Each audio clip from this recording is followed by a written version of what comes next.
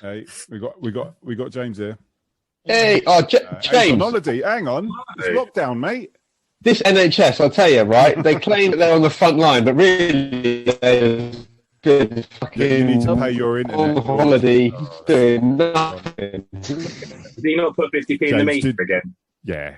It's typical tight Tory. He's probably gone. He's gone. Yeah. What an introduction for James there. Now the chat's improved. Well, we'll start that one again. Thank you very much for coming on, James. You're welcome. First team performance analyst. Please, could you explain that role? Yeah, of course I can. Well, hello. How is everyone? Introduce everyone. Robbie, Andy, John, Rye, and me. I was going to say a lot of familiar faces there, so none of you really strangers. I'm the first team performance analyst for the first team. My role is really to look at my role's a lot of stats wise, so I look at a lot of the stats both for our own team and also our position that we're going to play. So a lot of mine is done before match day, during the week, weeks leading up to games, during sort of the training, etc., etc. A lot of database and statistician work. So a lot of people might find that the boring side of it, but actually it's really quite good knowledge. And it provides quite a lot of insight into the opposition that we're going to play each week to sort of help Chris and Aggie. And, they know we've been in the league long enough and they've been in the role long enough. They know most of the teams that we play and the way they play as well. But, the work that I add, I'd like to think help contribute to what they know and how we're going to approach each game, depending on who the opposition is.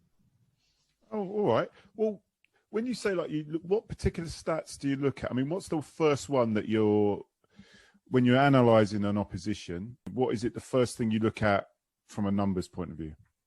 So it varies really. So I think because we know majority of the teams we play in the league and not all of them change the approach or the formation that they play. So normally we would go out and if we could watch a game, if they've got like a midweek game, for example, the week before, a couple of weeks before we're due to play them, we may go and watch that game, depending on who we're playing, or if we can get any clips online, we'll watch any of their games, especially when we played like Ebbsfleet in the FA Cup, where realistically we're not going to know much about them from playing them over the last 3 years.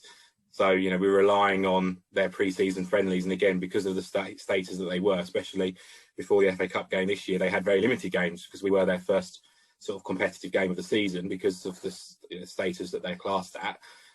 We had very limited to work on. So, we watched quite a lot of their pre-season games that they played. But sort of for the league teams, a lot of them play the same style, same formations as previous years. But, if we can get out to watch them, we will do. But from a stats position and what I look at sort of during the week, we'll get up their results, see who they've played. I can quite easily show you on the screen, actually. I've got something if I can share it. Yours has come back, so it's slowing everything down. So for example, I just pulled up Herne Bay, for example. So one of the things I will look at is sort of, what sort of time they score goals, how many goals they score, how many goals they concede currently in the season or in all competitive games. Break it right down to sort of time-wise. So if you take Herne Bay, for example, up until we stopped, scored 12 goals, you'll see they scored majority of their goals sort of in the last 15 minutes of the game. Whereas sort of during the middle of the park, they haven't scored many goals. And then when you look a bit further down about when they've conceded, they concede a lot of their goals early on, so in the first half. So again, would potentially mean that they sort of sit back, wait a little bit, and then sort of go towards the end. So we look at them sort of stats as well. What I'll also look at is I'll compile the fixtures that they've played so far. So it's a little bit small on your screen, but there's all their results so far and who's played. So again, that'll sort of give us an idea of what their rough starting lineup might be based on how many teams they've played. So for example, where Cooper's played every single game, more than likely he's going to be playing against us the following week. Likewise, who's been booked, so it might give you an idea of their temperament, whether they're quite easily booked. Again, something we might be able to get in the referee's ear and play to when we're up against them. But if they get easily booked or seem to be quite temperamental, might be able to play on that in terms of our favour. Send in Dicko. And I'm sure if they do the same to us, it could be the same. Yeah. So that's what I'll look at sort of on a team by team basis in detail. And it's sort of the same with Ashford, really. So again, Ashford, you can see that they score very early on. So could look at that and that they come out of the blocks very early. But again, don't score many goals sort of later on in the game. But by doing what does ours look like? I'll show you in a sec, but by doing that, so Ashford was quite a good example. So where they score early on, and it would appear that they come at you quite quickly and quite early on and come at you rather than sit back, they can concede very late on. So that could sort of suggest that do they tire early because they're coming at you quite quickly. Stop laughing, Chris. Watch what you say, because he records and then he'll play things out of context. If they press quite intensely in the first part of the game, it could indicate that they're potentially tired towards the end. No, they might not, but that's quite clear stats there that they concede late on. And also that's interesting for us as well. We're obviously a team that like to pass quite a lot, play that waiting game, look for opportunities to attack. And if we know that a team could potentially tire off towards the end, if it's 0-0 on 75 minutes on the clock, we're not worried in some respects because we know them opportunities will come, and it's proven that they do. So that's what we do for the opposition. In terms of our own, very similar, really. Exactly the same sort of stats, really. So again, I put what goals we score and what minutes we score. Sort of break it down into percentages for Chris, so he'll get this report weekly of ours when we score, when we concede. It's the goal against. Again, that's just all data. I'll put together who scored what goals, how we scored them. I'll link it to a clip. So obviously we've got the fantastic Joseph Knight who records all our games. So we'll get a clip of the goals that we score. So again, we can go back, look at them, see how we've built up play, who's assisted. Again, the charts for that as well. In terms of how many we scored in open play, how many of them being set pieces, penalties, throw-ins, from Ollie Black, for example. Again, positions on the pitch as to where we scored them goals. So again, you can see a lot of our goals come from within the box, which is great in that because that supports the style of play that we have. Again, where our assists come from. So I'll plot that every week. It's just a data chart. Again, for the goals we concede, I'll do exactly the same as well, and you'll see them charts as they go along about where we concede. Good, luckily, the goal concedes chart is quite small because we don't tend to concede many goals. And that's really that's my role in a nutshell. Along with that, you've probably noticed that the players wear GPS vests. You've probably seen them, at the end of the game if they've got the shirt off or whatever it might be in the photos from Joe that we have. Obviously, we're quite fortunate we've got GPS vests, and that will track the distance that players run. The distances they run, how fast they run, the intensity that they put into it, the distances they've sort of covered. So that also gives us very good insight into their work rate. But also the players get to see it as well, so they get to see where they are, where they're at in comparison to their peers, and it pushes them on even further. And that's the good thing about it is we're a hard-working team, so they all want to make sure they're at the top of that distances. But also it tells you with a heat map, are they working right in the right areas? So it's not just about do they hit 14k in a game, 14 kilometres in a game. It's actually has that hard work and is the intensity of their sprints being in the right areas for the position that they are. Or, is our left back doing a majority of the work in their right wing, for an absolute extreme example. So that's sort of my role really. And I'll do that sort of analyst work sort of every week into the opposition to our own performance and put a report together to send to Aggie. Other bits that we'll do, I count the passes. So again, I know how many passes that we've made in each quarter of the game and total for the game. Obviously, we're a team that like to pass, so our passing is obviously quite high. And again, that sort of gives us a bit of an indication about when you compare that to the goals that we've scored and when we've scored them, are they linked to the fact that we've made quite a lot of passes to build that play up? And likewise, again, with minutes as well, I track the amount of minutes that each player has played so that we can get an indication of, if someone seems to be tiring, which we didn't have that luxury, but if we seem to think actually, was this person struggling, is it because they've played too many minutes, so actually do they need a rest, etc., etc. So we plot the minutes as well and keep on top of that to ensure that players are still healthy and fit going into a game. So hopefully that helps. James, can I ask? How common is this level of analysis, would you say, in our league? Because it just seems incredible.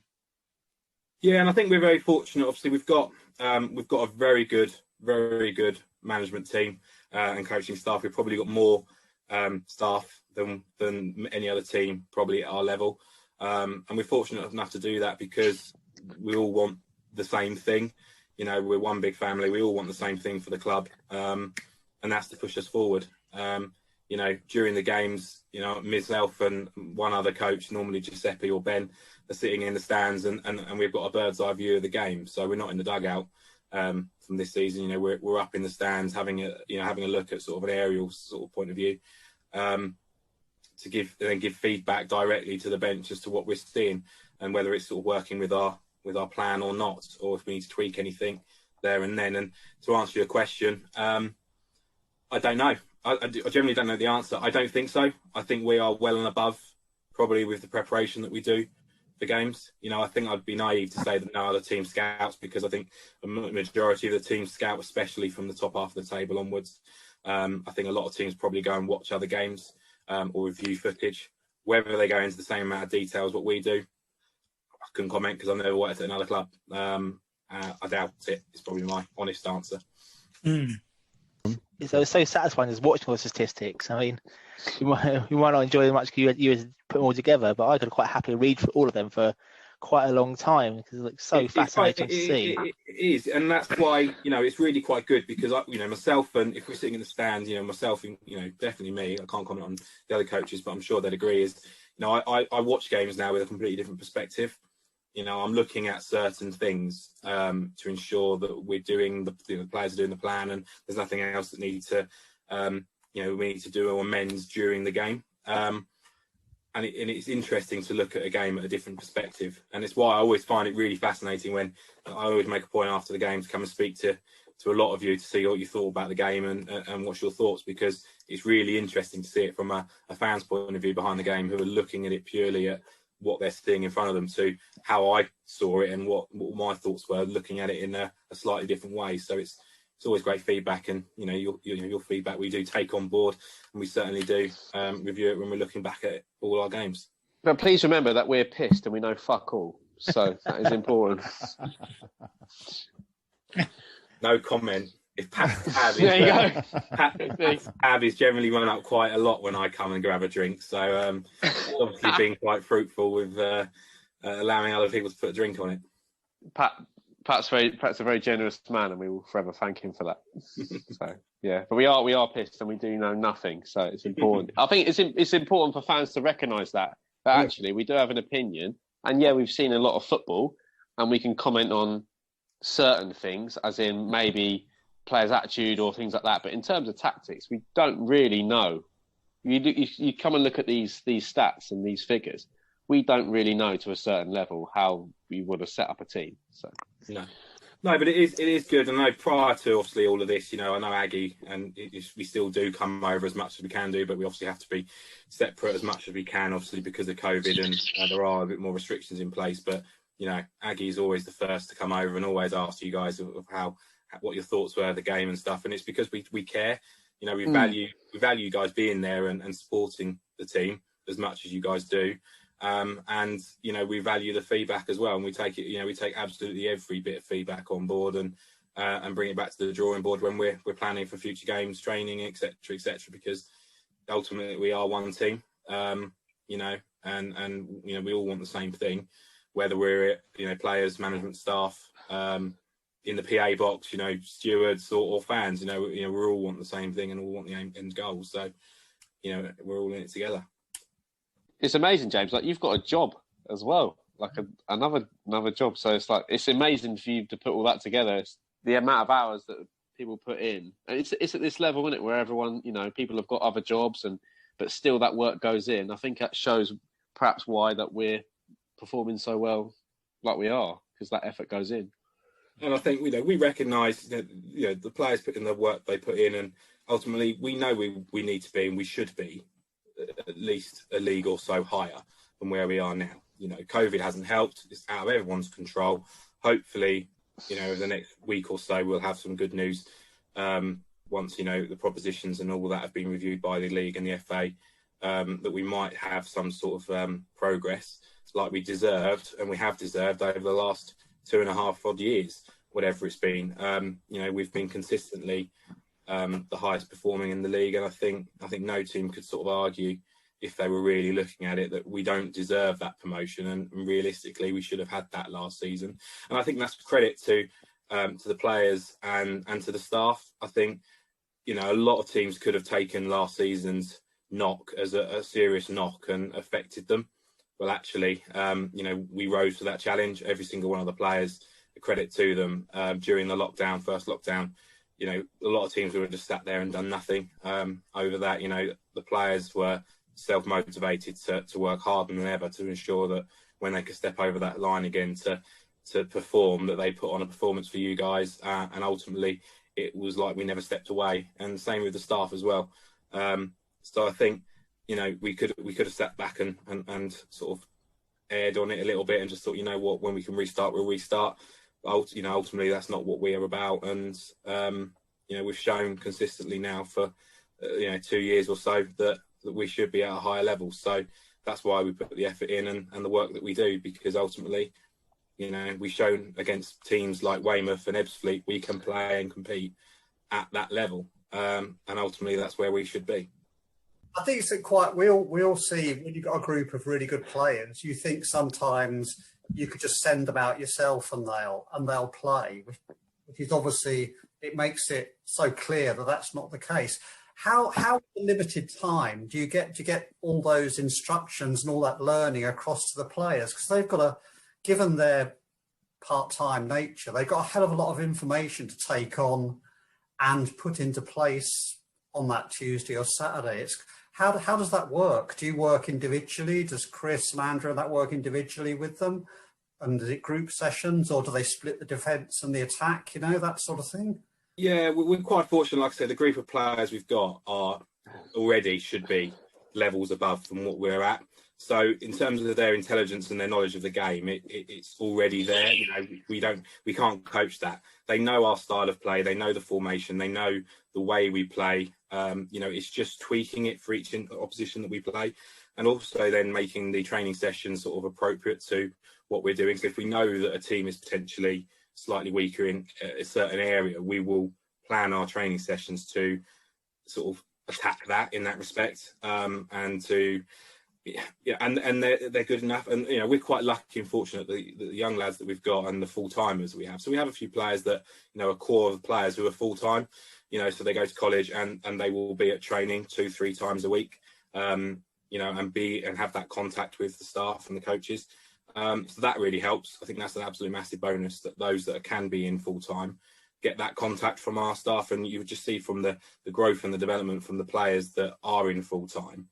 It's just been exponential. You look at the likes of Ollie Black, you look at the likes of Tom Chalmers that are in full time. They've just growing and growing and growing constantly. And I think that's credit to Aggie, Giuseppe, Benn, Brownie, all of those that are in there full time working with these group of players. And we do one-on-one work, especially during obviously this pandemic. We've been very much limited in terms of doing big group sessions because we couldn't do that. So prior to this lockdown, we were doing one-to-one sessions, or having coaches doing one-to-one sessions in small groups, following the guidelines, and everything that we could do, we were doing.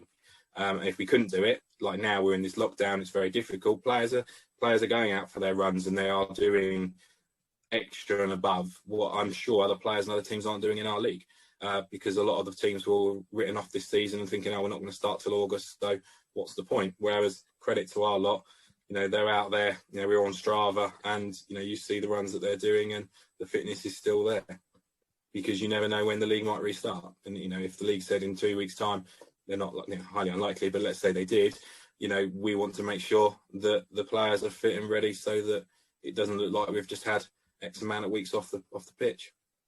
So do you tailor their physical training based on some of your stats and based on the patterns of play that you want and the areas that they play in? Do they all have slightly different regimes depending on what they're up to? So generally, our sessions are split into into sort of sections, and we will work on strengthening and conditioning. So we'll have sections that work on them core areas. And ultimately, and also Giuseppe, he looks at, he's one of the newer coaches that come on. He's got a spreadsheet himself with each player, and his role is to pick a certain point of someone's game and ensure that they work with them on a one-to-one basis or in small groups of people. Ben's doing a fantastic job with Louis. Seeing him, good couple of times a week to do individual specific goalkeeping work. So yeah, there is a lot of link over in between some of the stats, but ultimately the stats are there to ensure that we are on the right track, and we very much are. And the players know the plan. The plan has been very, very much the same, but tweaking it each week to the opposition that we're playing. The players, credit to them, like I say, go out and give 110% every single week, and you can see that in our results and our performances. I think you used the word intelligence, so that's the nice thing. There just is intelligence there. And that's on the fans. I wouldn't go that far. But it's just nice the way that you can just see the way they play. It's thoughtful, but they know what they're doing. It's more to it than just the physical side of it. They're thinking about what they're doing. Yeah, no, 100% would agree. We're starting to do season stats from the fan team as well. Like how many times has a goalkeeper been psychologically destroyed by certain people? How many swear words Robbie uses, and things like. But there's difficult things like how do we keep the strength in George's drumstick arm? They're a girlfriend. These are the real issues now. Yeah, that's true. He's got a girlfriend, so he's not wanking as much. So yeah, what's going on? I will wank for Hastings United. Don't worry. I will do that. And it's Gandhi recording. a t-shirt for you. Thank you, George. I will do that. I think some goals highlights were posted up recently, so I'm all right. I'm okay. This session's going to be about an hour long, but you have to edit it down to about 20 minutes. Fucking None of it's going to be with George. Session's being an hour long. Jeez. Yeah. David Rodari tape must have been a boon for you. Well, he had the right arm of Mr. T after that. Right, so should we crack on with George's male fantasy Rodari? And obviously everyone's male fantasy. Don't just drop me in that. George's male fantasy. No, I don't. I've not thought about Rodari. He's too small, mate. He needs a bit more to him, mate. Was anyone watching the game, the cup game? Yes. Oh, I was at work. I caught the highlights on. I didn't know it was on. I didn't find out he was playing until George's message after it finished. I find it very exciting. It was like, I don't know. You see players leave a club and it's like, oh, they're playing for someone else, and it's fine. But with David, he's been there for such a long time, and he's always been quite close to the fans. It's like one of your own is playing league football, but FA Cup football against a Premier League team. It felt like quite a big moment, and because we know what he's gone through as well. Because obviously we were there for his 2 injuries. We were thought, oh god, is this his career over? I remember thinking, it's just his career over. This first time he got the injury. And now looking at playing for a professional club, I could not be happier for him. And when I saw him win a foul on the halfway line, I was like, yes, David, go on, David. So. All around, David, all around. Italian scream. Oh, bless him. Well, yeah, I mean, those 2 injuries, you'd think a lot of people that'd be it done. But the lad has just got such a work ethic, and he's obviously 100%. And I think if I can speak on behalf of the whole of the staff, that David is by far the most hardworking and determined player. And like you say, to have 2 injuries like that and to come back and now sign for a pro club is just testament to his hard work and his determination. And it was a proud moment for all of us, I think, to watch him be subbed on in that game against Bournemouth, and to fit in so naturally, like he'd been at that level for years. And I look forward to seeing how he certainly progresses in his career, because I think he will go far. I'm looking forward to every time it's on TV. It came from Hastings United, because they have their little talking points, don't they? And that will be the only talking point they have. Rodari, came from Hastings United. Yeah. So we'll get a few mentions. It looked like he was playing in the Hastings United kit as well, didn't it? The white kit with a little white, light blue trim. Yeah. He had our top underneath that one. Yeah. Were his previous injuries discussed as part of the transfer negotiations? Do you know? If I'm honest, I wouldn't know the answer. Unfortunately, I'm sure he would have had to gone through a medical for that level.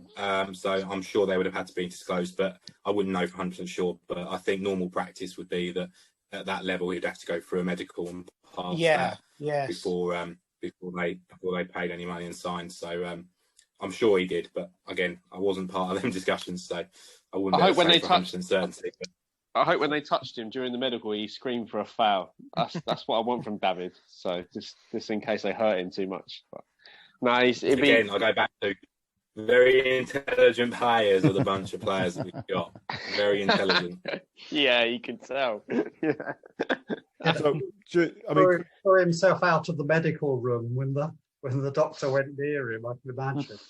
But it was nice he got a 2.5 year. I mean, you talk about his injuries and that. He got a 2.5 year contract. I thought that was really good as well. It wasn't even a sort of suck it and see type contract. He got a proper recording long-term contract. So that was really. I was quite pleased about that as well. After potentially career-ending injuries. I mean, guys, have we got like a favourite moment? Or David's favourite moment? Yeah.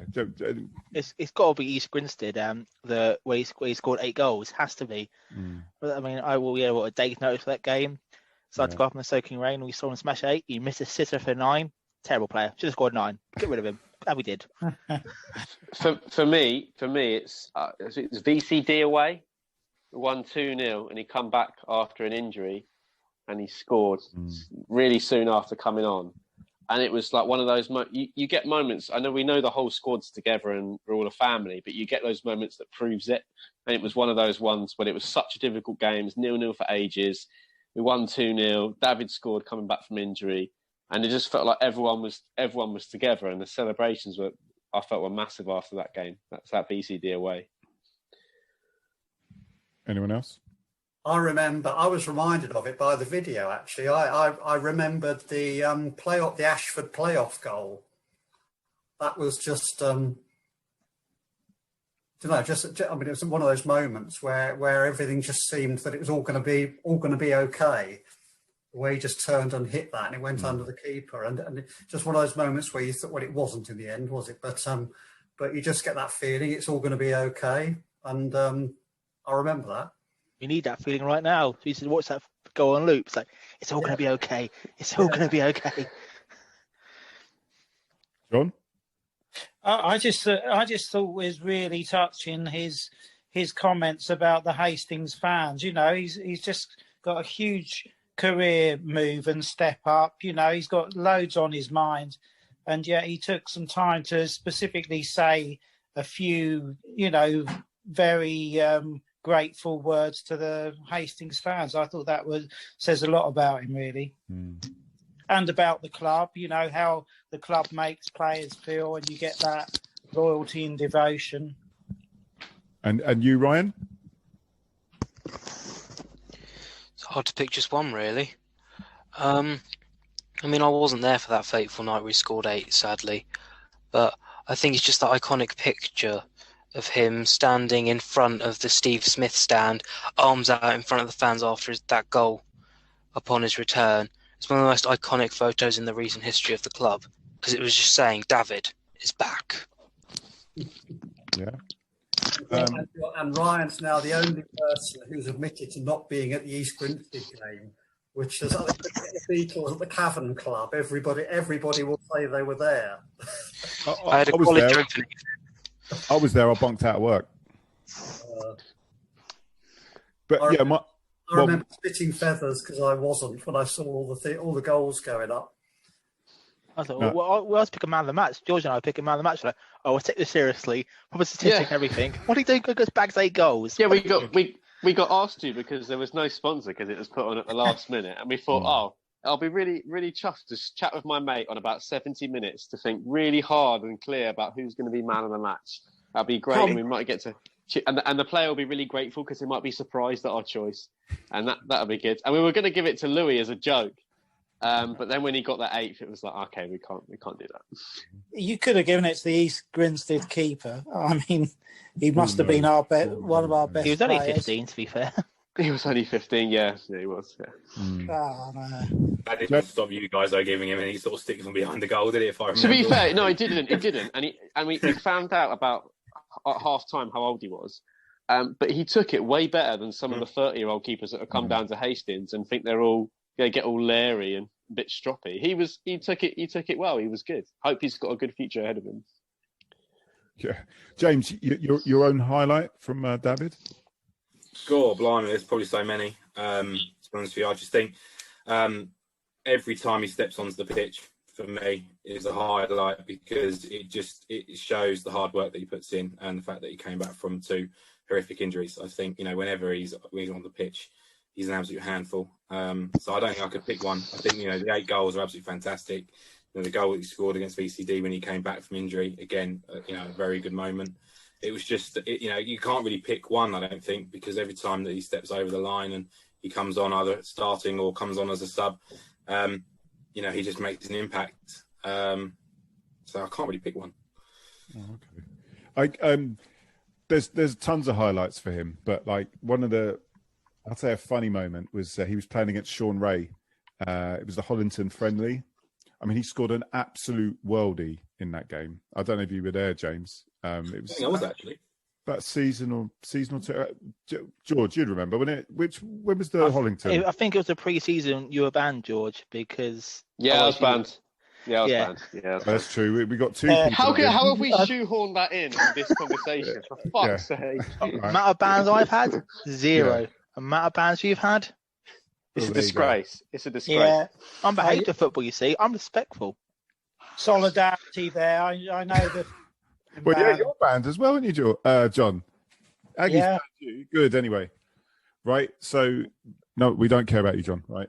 But it was against Hollington, and I remember David's running at Sean Ray, right? And he's doing the little sort of hips, and he's thinking that Sean Ray's going to be... And Sean Ray's just stood there, and he's just run straight into him. It was the funniest thing I ever saw.